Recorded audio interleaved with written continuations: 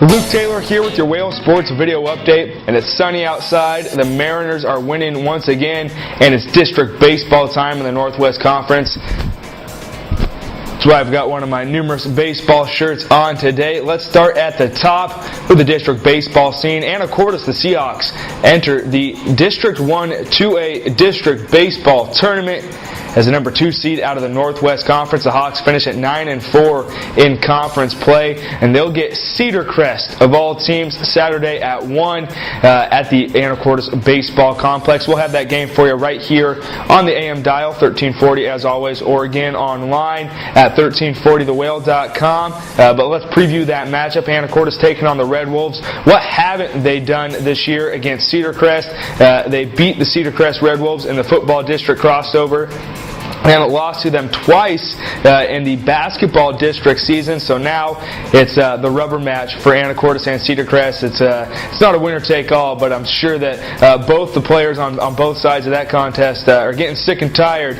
of being sick and tired of seeing each other. So should be a good one. In Anacortes, again, we expect they'll have their ace, Corey Campbell, on the mound. You never know how things are going to shake out, but you can only hope that it's going to be a well-played baseball game. Should be Anacortes coming off a season-ending win in which they conserved some arms by throwing Jackson Kirkpatrick out on the mound. So that's the big story today, district baseball. If Anacortes wins, they'll play Tuesday at 5. If they lose, they play Tuesday at 2. Again, we'll have both those games on the Whale, and we'll preview those as we get closer there. Probably on Monday, we'll have an announcement there because we won't even know until Saturday at that game. And again, they'll play either Burlington Edison or Archbishop Murphy. Whoever wins or loses that one, however the combination works. Seaholm and Bellingham, the Northwest Conference teams on the other side of the bracket, so you wouldn't have to worry about facing them for a while if you can win if you're Anacortes.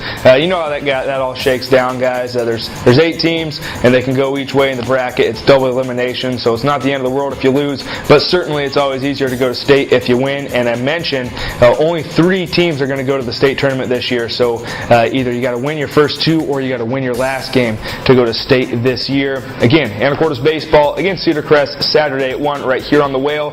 And a quick mention, the Anacortes girls softball squad, they're well on their way to a district appearance. That won't be for another week and a half, 2 weeks. Anacortes, though, actually loses their 2nd consecutive game yesterday, 3-2 at the hands of Squalicum. Hawks didn't look bad. Squalicum just looked pretty dang good. We talked to our Rockfish Grill Player of the game, Kayla Rieger, afterwards, and she put the whole 2-game slide into perspective. I'd like to see our confidence pick up a little bit. We seem to be a little bit on a lull, and that's something that, is just mental. A lot of this game is mental, and we'll pick it back up. We got good leaders on this team, so I'm sure we'll do fine. Rieger finished 2 for 4 on the day with 2 base hits and a run scored to lead the Hawks. Again, they dropped 3-2 to Squalicum, and hey, let's not put a downer on this one. Squalicum played very well. Coach Rick Ellis had them well prepared, and Amanda Richards, their pitcher, stole the show. Just a lot of good stuff going on now as the weather heats up. The Mariners, hey, they're starting to win too. Their bats are starting to come around. Prince Pineda on the mound tonight for them. As always, catch that one on Root Sports, and I know who I'll be rooting for.